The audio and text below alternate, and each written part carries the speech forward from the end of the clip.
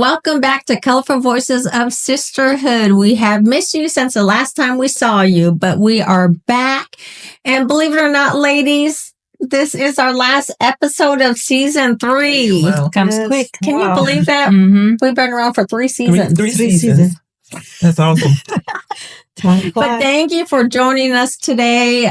We got a hot topic, obviously, is the wildflower fires out in LA. Mm-hmm. Devastating. Yes. It is. Oh my gosh. And a lot of them don't got insurance. Or the insurance has dropped them. Yeah, it has dropped them. Yes. Mm-hmm. And it's sad that you've been in your home for all your life and these flames have come and just kind of wipe you out. They have lost everything.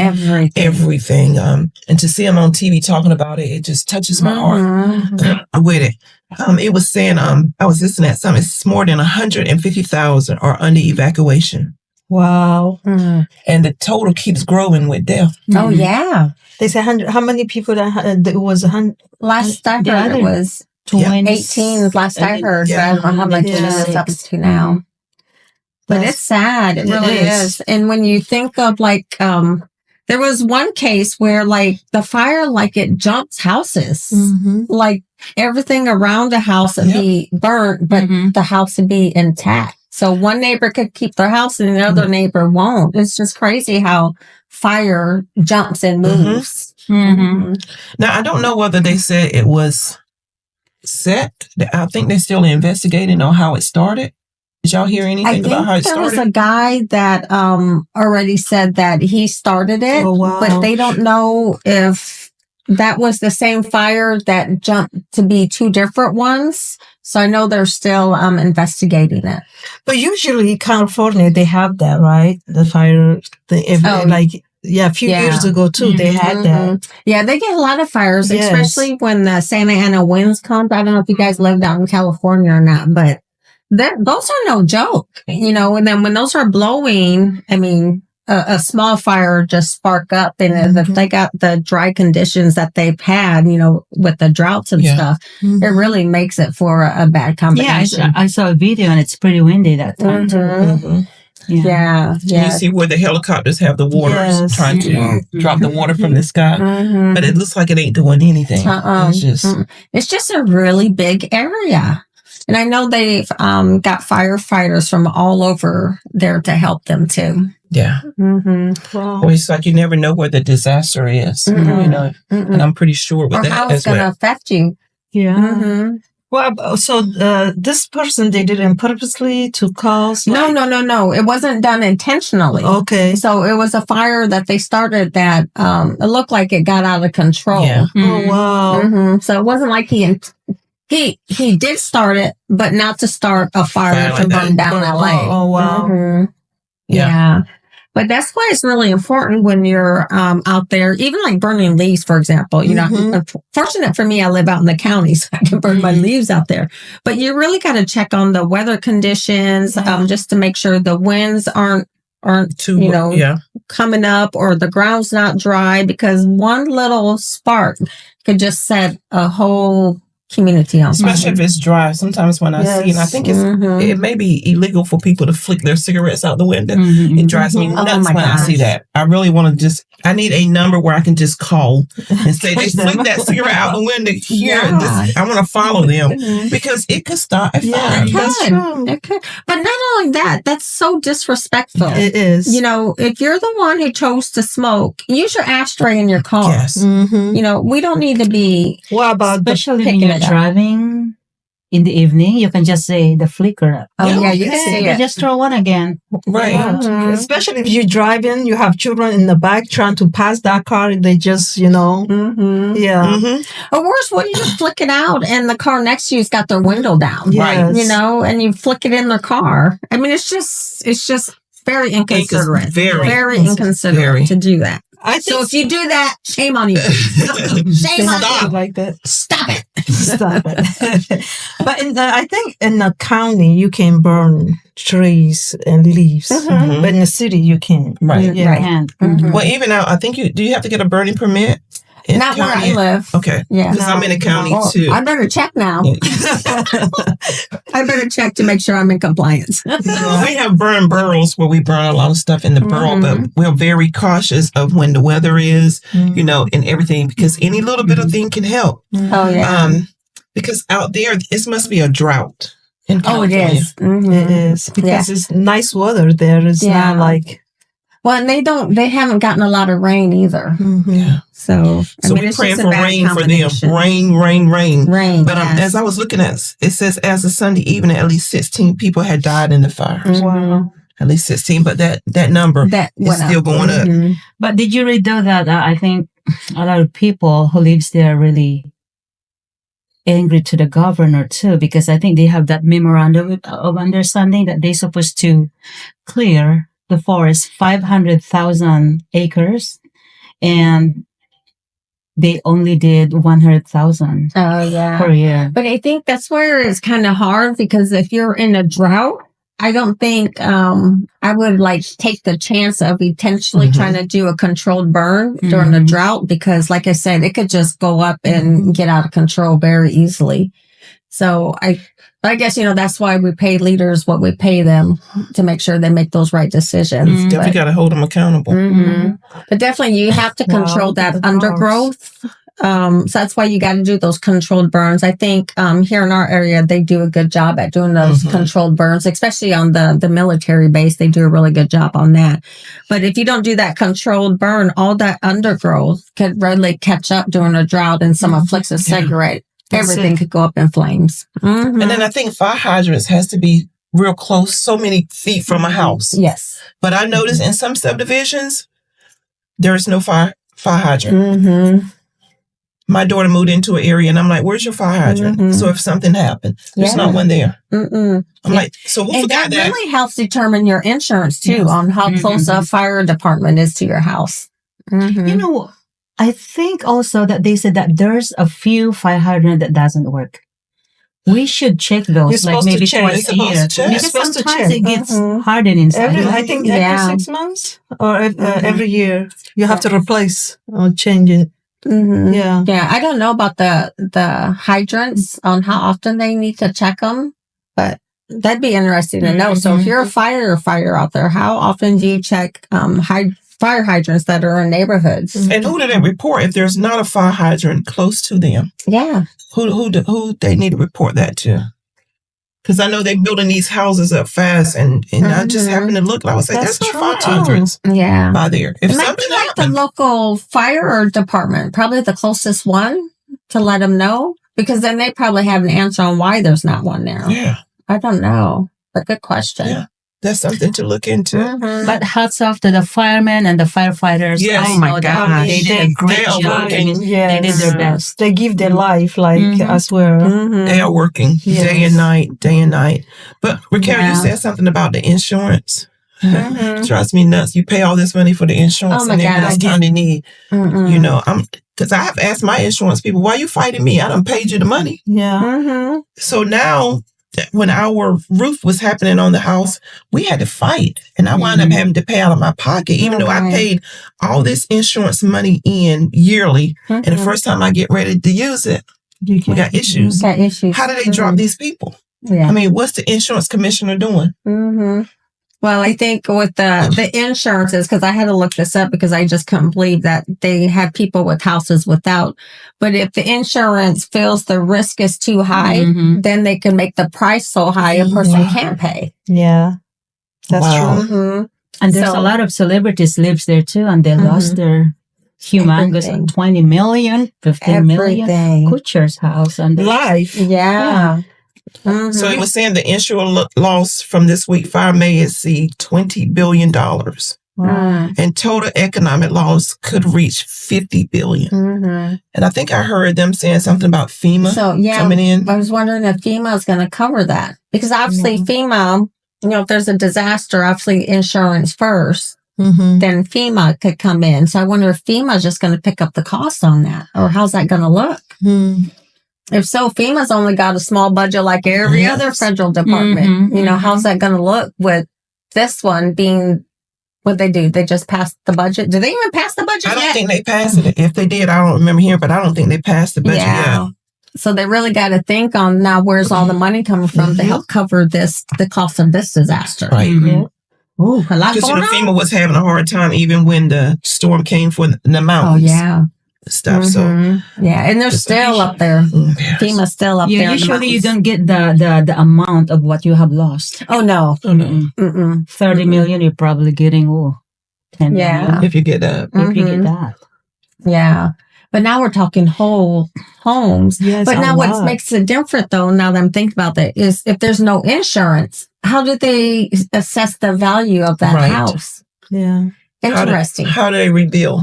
Yeah. Or how do they determine what the cost is? I mean, obviously, if we'll use Kutcher, for example, you know, he lives in a $20 million mansion. Yeah.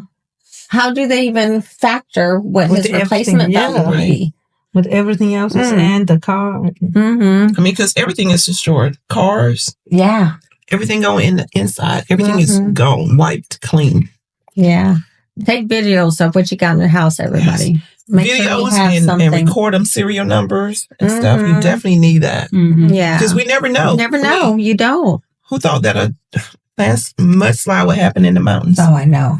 So we never know where the disaster is. Because of a hurricane. Who thought a hurricane is going to hit in the middle of a state? Right. Yeah.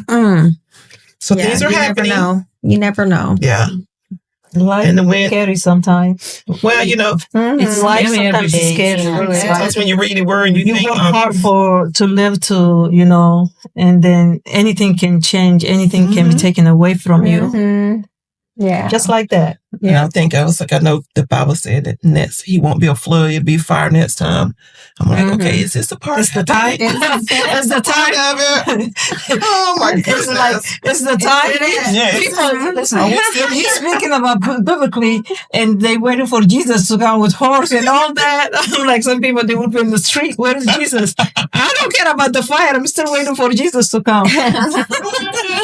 So getting burned up. It's really sad. And then I think there was a young gentleman on the news, and he was looking for his sister. Oh no!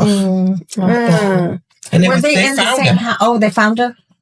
She was dead. Oh no, she's dead. She was dead. Oh, that was so sad. Oh, it broke my heart. But a lot of it, you know, when you think about a fire and it comes through so fast, I mean, if it comes in and takes that oxygen from you, and all you're doing is breathing in those smoke fumes, you won't last long at all. No. But that's what happened in Paulinsville, North Carolina.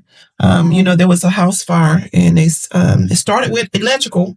Do not be plugging your heaters up in those electrical sockets. Overheated. Oh no! Had oxygen in the house. House blew up. One person, you know, passed away, unfortunately. But that is so that's, I mean, their whole life is gone. Just like that. Whole life is gone.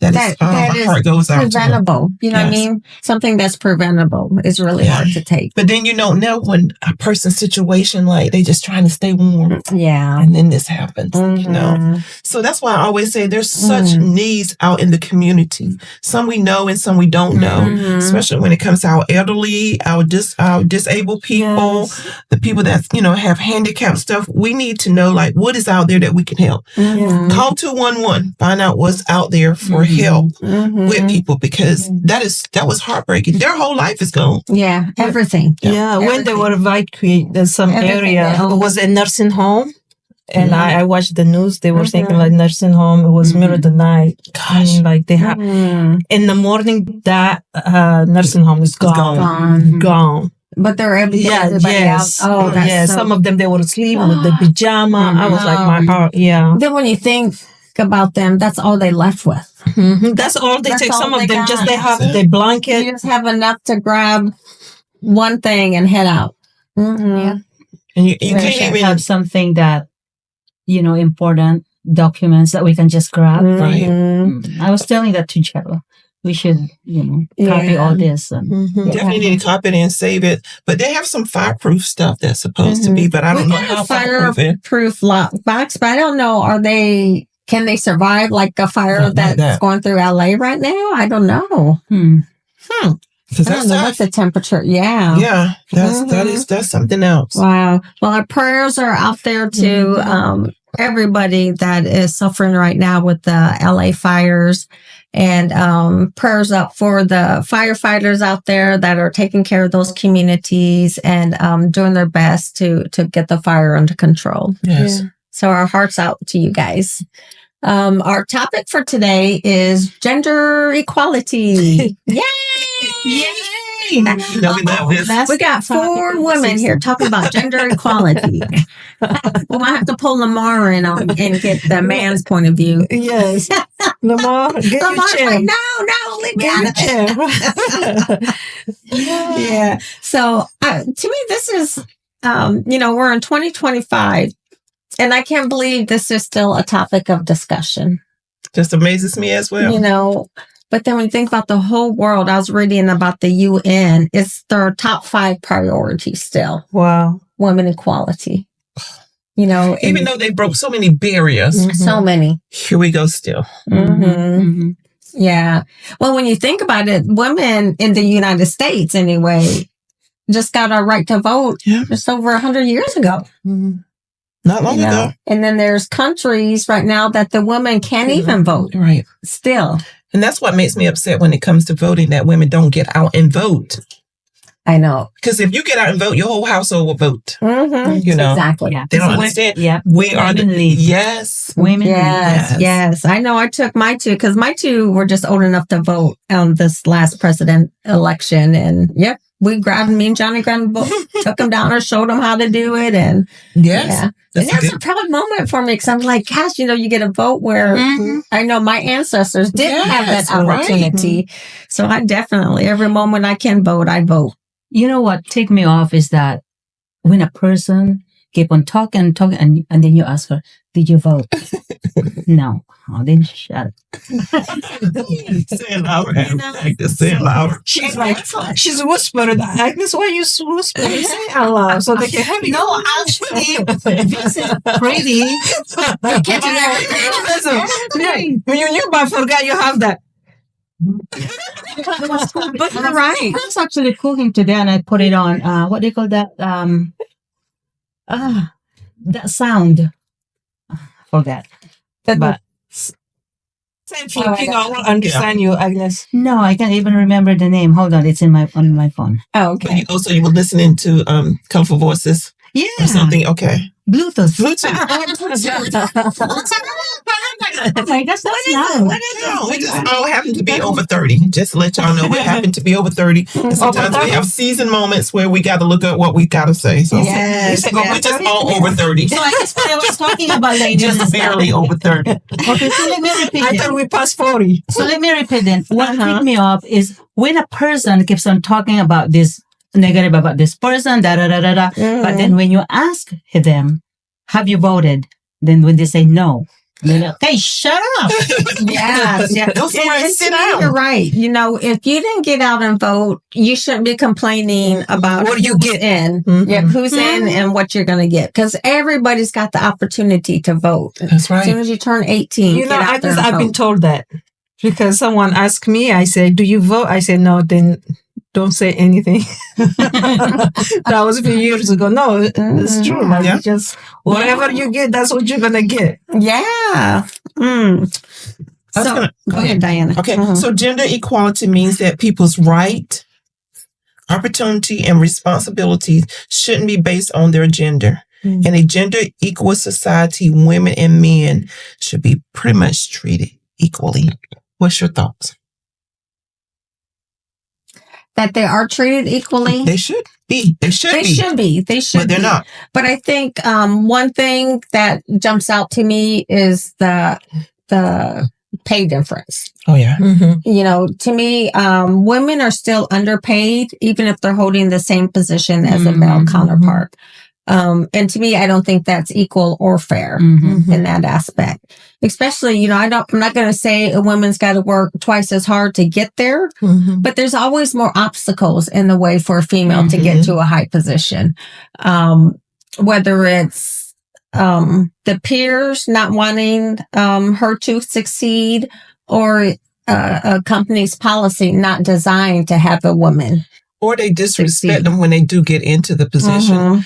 Just was talking with a young lady doing our Christmas parade. She got promoted. Oh, good. And she was having a hard time with her colleagues respecting her in the position now that she had, position that she earned. She was military. And I was saying, no, you set the bar, you set the boundaries on how you want to be treated. That's right.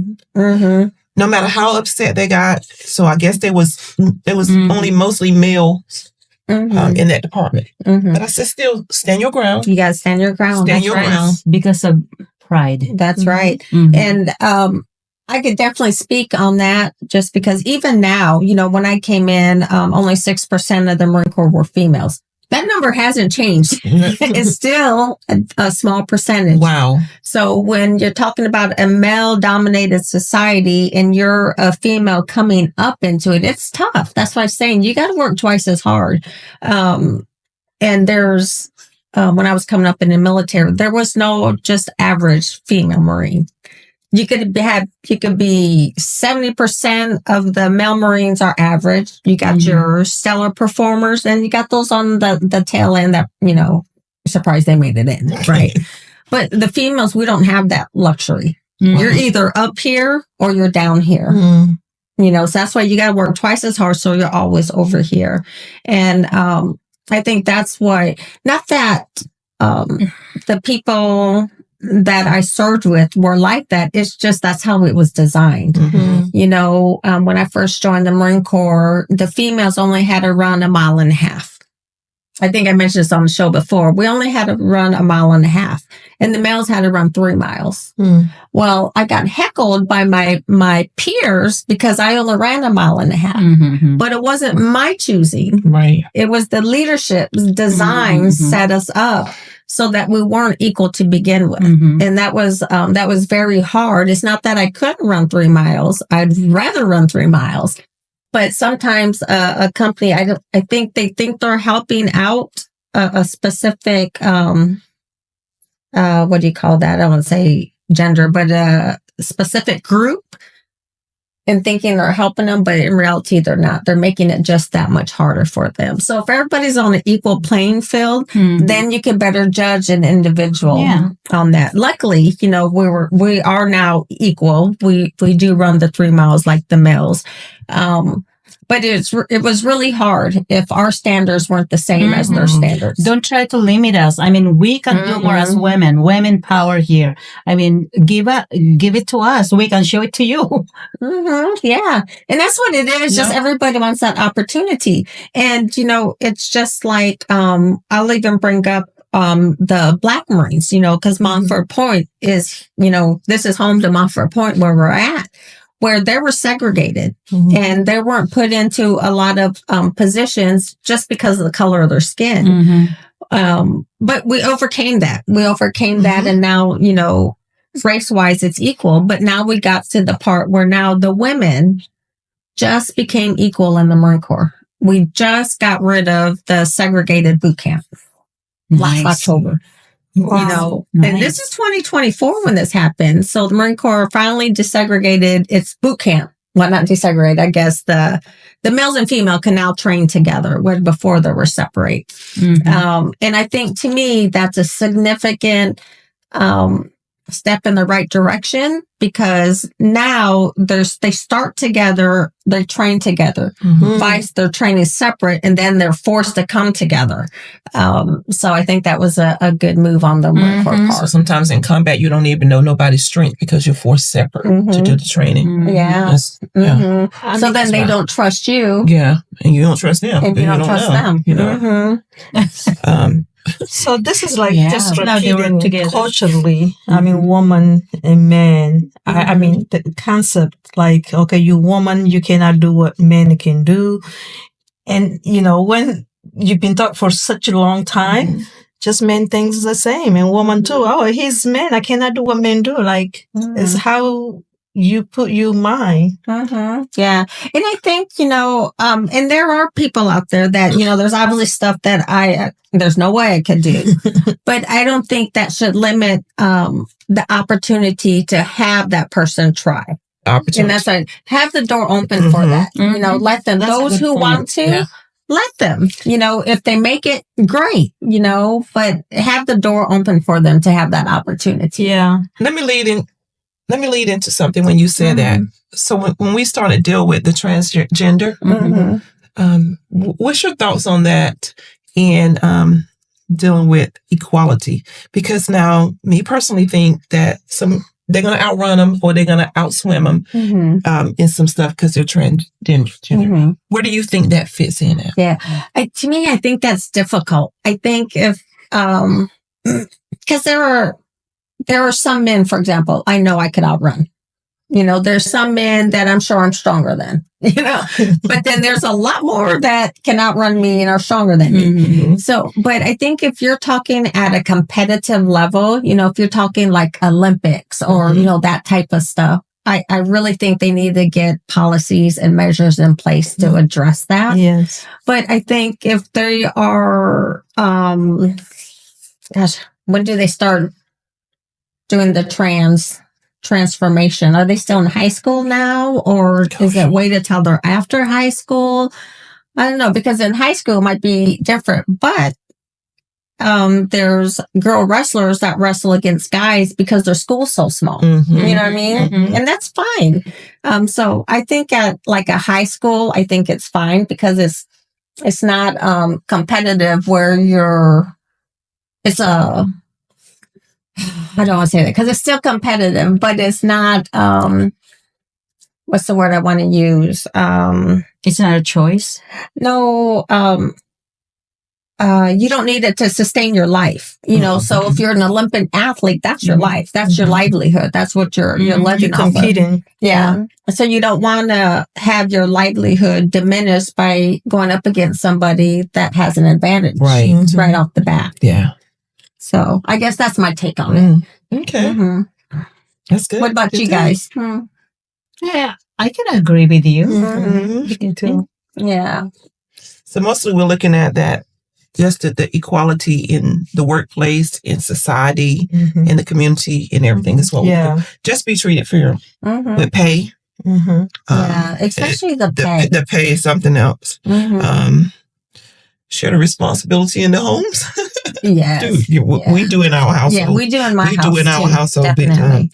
And like I mentioned this before, but Native Americans are a matriarch society. You know, I remember when the Europeans or the colonists came over, they were surprised at how the women had the equal setting at a table as the Native men that they met. So they're really taken back by that. Obviously, I think times have a little changed. So I think our Native culture is still trying to get back to where we need to be to make sure we're balanced in our world. But I think with the colonizations, when that came over, it really kind of changed the structure to really force that, the male dominance in the household. So you guys were like everybody equal. Everybody was equal. Yep. Everybody had their own roles all the way down to our clans. So for example, I'll use, my tribe. So we got different clans. Each clan is responsible for a different part of the tribe to work together. Yeah. So if your job was to hunt, that's what you did. If your job was to make sure everything's packed up and rolled and ready to move forward and move with the hunt, that's what you did. Everybody had their jobs to do. So it was equal. So if somebody didn't pull their weight on it, the whole tribe will fail. So you have to do your part. I believe that too. I think it should be like that. Like it's a lot of marriage. That's what they have. Like I am the man of the house. I am the woman of the house. Like if you know everybody what they're supposed to do, that's it. It does not have to bother. Like I am the this, that. You know what I'm saying? That is the ego. That is when people fight. And like, if men say I am the man, and woman, she knows who she married to. You don't have to say, I am the man. You see what I'm saying? Yeah. Like, you don't have to pronounce who you are. We already know. So if everybody just played the part that it's supposed to play, it would be simple. But people, they just want to take a credit. They want to charge and... women really important. Oh, they are. We birthed the We make Savior. the world go round. We birthed the Savior, y'all. Come on. We have important work Yes. to do Yes. while we are here on earth. We're We meant to really be keep a strong. lot of balance in everything. And, I think we have an intuition that I know men folk don't have. Yeah. We have an intuition of stuff, period, that God gave Before it us. happens, we already know. We already know. Exactly. We already know. We're men, they say, I am the strong. Tell them, go give birth to the... Carry that baby for 9 months. You want to have a Saturday. Oh, you want to be equal? Then go carry the baby. Here, let me give it to you. See what's gonna happen. I swear. I swear. See how that baby's gonna come out. Which way? Yeah. I just think we are equipped to carry a lot more. We are equipped to carry the pains of our children. We are equipped Family, to carry. Yeah. ourselves. Yeah, and I hope they And really still be able see, to carry keep the it going. hardships of the husband. what we do, how we do it. It doesn't matter if we are at home. It doesn't matter if we are at work. Right. Because we can do a lot. Oh yeah. So, have you guys ever heard the movie? And this a movie that just came out. Tyler Perry did. It's called The 688. Oh, I've seen that. You I've have seen to that. watch this movie. Yes. Oh my gosh. You have to watch this movie. I cried. It's women that came together and they didn't think that there was a job that women can do, and they were military and they trained, and she trained these women. Every time I see how she had a march, Kerry Washington. oh my gosh, she's just awesome. amazing. Yeah, she did a Her good job. leadership was amazing. Talking about perseverance and being patient. Yeah. They had a But for 3-year them to backlog. give her, for A them, male. gave her a filling mission is what they Yes. did. That, what they say, six other months, people. and then could do- she finished it for 3 But she months. did it. Oh my gosh. So that is a show that everybody needs to watch. Oh yeah. I cried. Yes. I really cried. To see the strength, to see the determination, to see how she pulled one another on. Come on, It was But just to find their strengths. Yes. Each of them had their strength that they Oh, brought It was to good. it. Yes. Yes. They all have especially their when it own was in the talent. mail room. Yeah. You know this, it clicked. One of This the is best amazing. movie I've ever seen. Yeah. Yes. Yeah, it was great. It was a fabulous really movie. good. And it really took me back to when I was in. So, I mean, it was right on the money. Yes. Right on Yes. the money. But yes, definitely go see that movie. Yeah. That leadership is Very powerful. powerful. Which we have, a lot of leadership around here that, there's some powerful leaders, around in this area. They are. And then, when you think about the world, how many strong leaders are in the world? Because obviously, the United States still hasn't had a top female leader in the United States yet. But when you look at the Philippines, they've had one. Down South America, they've had them. So they really... Even Indonesia has one. Indonesia, she's president. Indonesia, Yeah. female. Yeah. So they're, I really admire those countries that put their faith in the woman. female, the woman to lead their country. So I'm gonna ask another question. Gender equality. Men folk do a lot of different talking. When women get to be leaders, there's conversations that a woman may not like. What's your thoughts? The conversation, the language, the profanity, the jokes, the sexual jokes that men normally do. The one woman she do, she's not classic, right? That's what you say. But when we do it, or when a woman do it, she's like, what? You are a woman. How you say something like that, right? Yeah. You should have some class. And so, yeah. You was in leadership. I was in positions like that. I got that personality that I could kind of work with somebody, but I have that humor that I could just tell a joke just as good as they can tell a joke. So I definitely had that going for me. But you're right. There's people that if it comes across as mean or harming or demeaning, then I definitely step up and say something. And you got to have that courage to stand up and say something, whether you're in the store, you're on the bus, you're at the office, you got to have the courage to stand up and say something, especially if you notice someone that's not feeling comfortable. And it doesn't necessarily mean the female's not feeling comfortable. Right. I was in a male dominant. There's males that don't feel comfortable with conversations like that.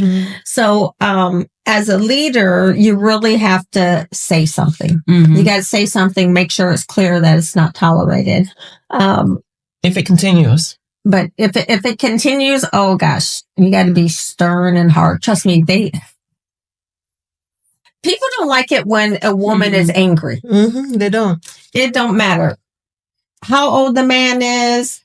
They don't like an angry woman. And if you have to get angry, they're going to stop and listen. They really are. And sometimes you have to. I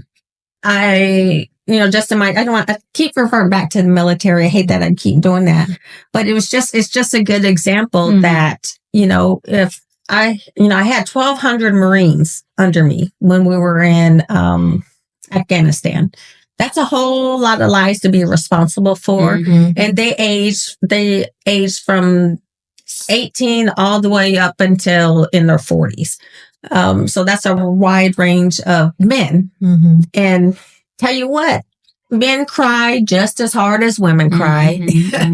Men laugh just as hard as women laugh. If somebody gets injured, they bleed the same color.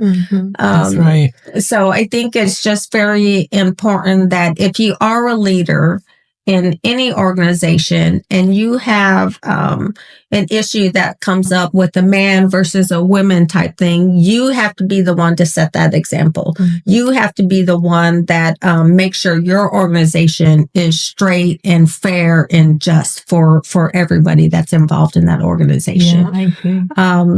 So I think any leader would have to stand up and say something and nip it in the bud.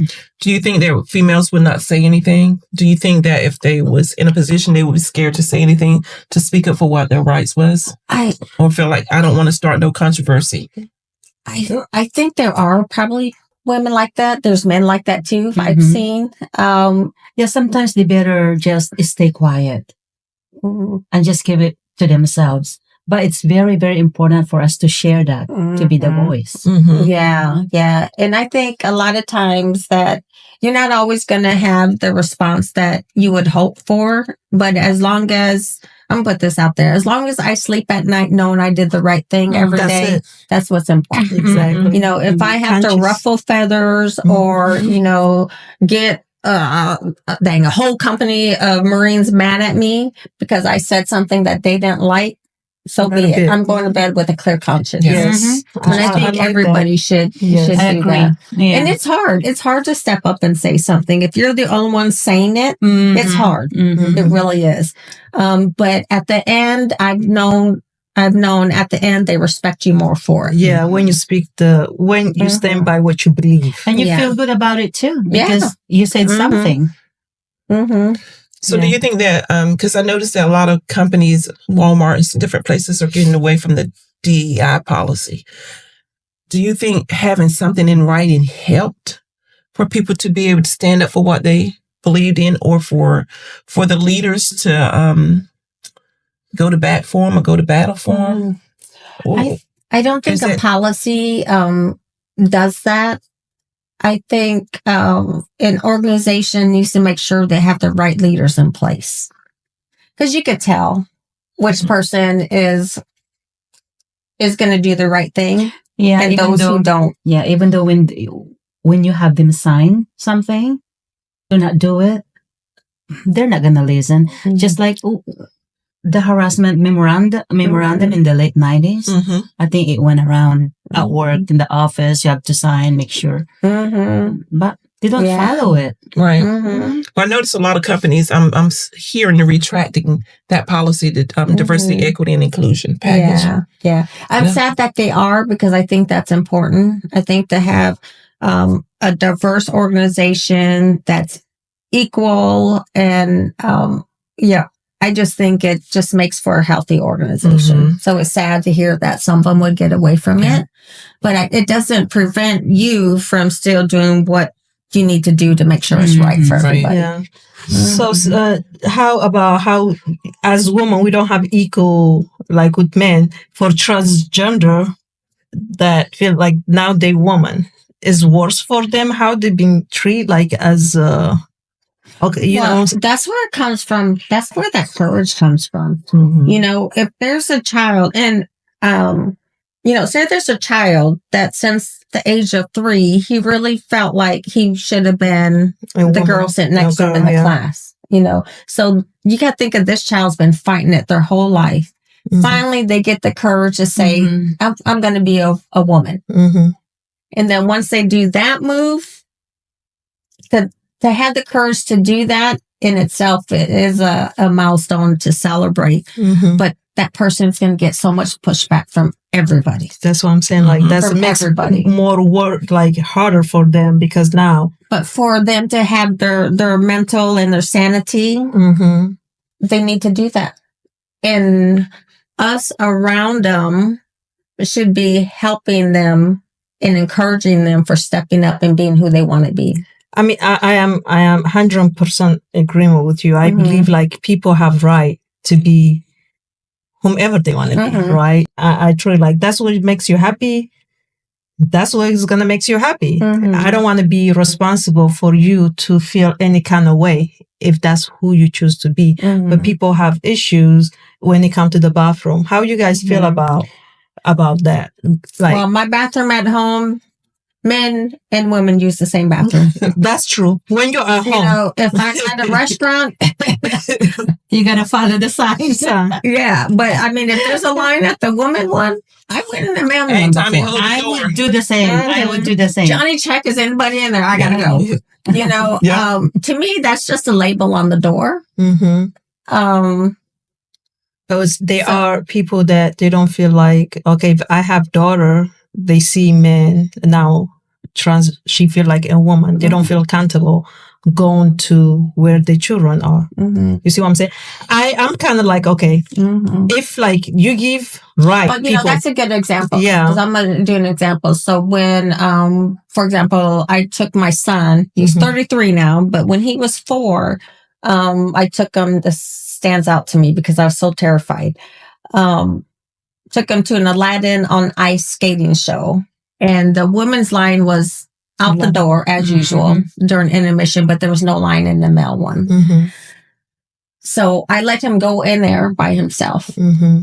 But then I got so worried about what was going to happen to him in there by himself mm-hmm. that I went in there.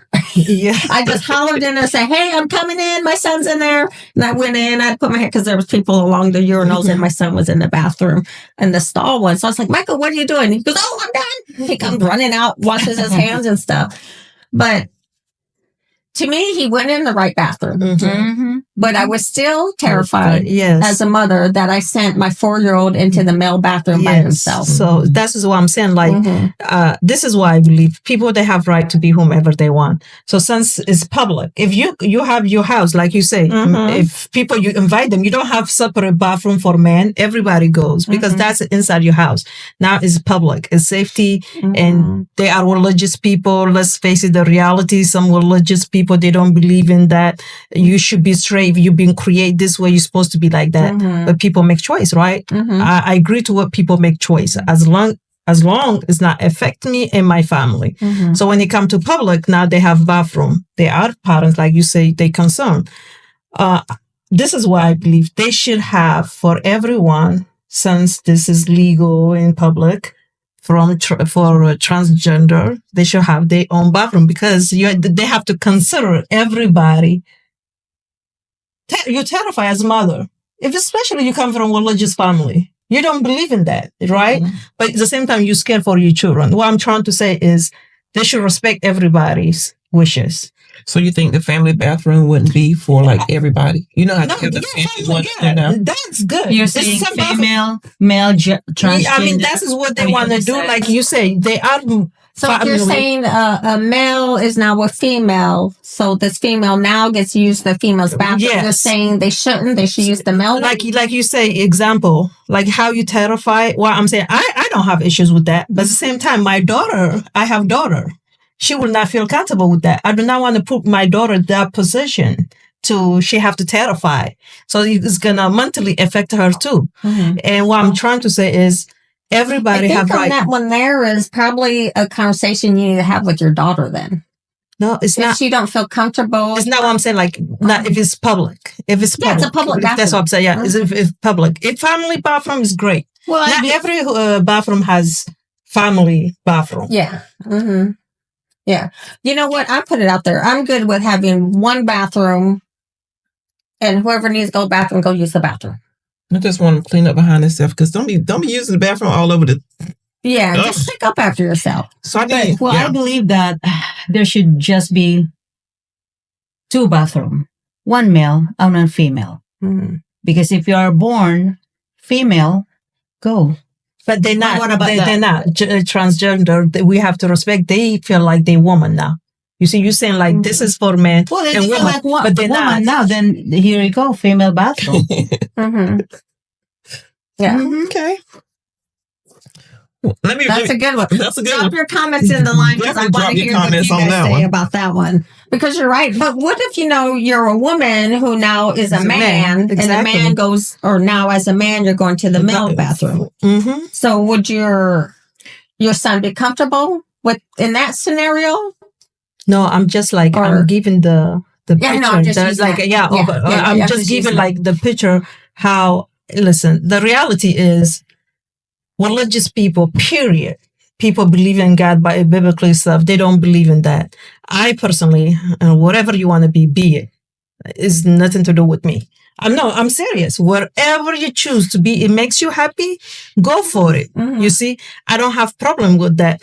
But we had discussion, I don't know, it was last week, about the bathroom. Mm-hmm. It's not debate actually in the bathroom that they should have for them. So that's why I'm trying to bring the conversation. How people, you don't want to at the same time affect other people because you want to be certain way. You know what I'm saying? We have to be mindful. Like the way you want to be happy and this is who you are. Some people, that's how they want to live their life. Mm-hmm. And we have to be mindful how people, they want to live their life. So where can we come together, say, okay, for these people, they should have this. For these people, they should have that. Mm-hmm. Well, that's why I guess I'm trying to understand you, Fatia, because now she's a woman. Mm-hmm. Well, now she's a woman and now she's a man. Oh, no. He's now a woman and she's now a man. Mm-hmm. So as a man who's going into the male one, as the woman who's going into the woman one. Mm-hmm. So how you feel about that, Lamar? Would you go the same? No, I will go. I will go. If she's female, I will go. To tell you the truth, I wouldn't even know. Yeah. If you feel like a woman, go to the woman's bathroom. So if he is now a woman going into the woman's bathroom, I would not know that used to be a man. Yeah. How would you know? How would you know that? But let me just say something because we're talking about, This is big thing now. You gotta go watching the debate. It's big thing now. Yeah, that's what I'm trying to get your opinion. Yeah. So that's what I'm saying. I personally, I will not mind. I'm gonna go to bathroom and close my bathroom. Mm-hmm. But they are, again, you guys are like, let's face the reality. It's religious people, they don't like that. They don't believe in that. It's a big thing right now. You see what I'm saying? Mm-hmm. But as a religious person, you should not be judging. You're not being judging. But let me tell you something. I just want to point out something that if a person is thinking to have a sex change, please think it over again, because I have friends in the Philippines that they know somebody who have this sex change. Yeah. And guess what? They wish that they didn't do it. Really? Yeah. Because sometimes they feel like a woman, they want to become a man, but then when they get that finally, you know what, Agnes, with that, so, people that have to find out for themselves, Yeah. So people that have to find out for themselves, there are people that suicide for that too, because they felt like nobody accept them. Nobody, and say, you go to hell here and after. I'm like, to me, don't make it hell when they're here. I don't know when I get there. But if people, you are a grown person, and you want to make some choices, let them make choices and find out. But then later on, they find out. But then you got some people that are born with both party farms. Yes, they did. I know someone like that. I do got a cousin like that. Yeah, I have someone like that. Sometimes choices are made for them that they didn't have choice. Yeah. So, there's a lot to it. Back then, the hospital made the choice for them.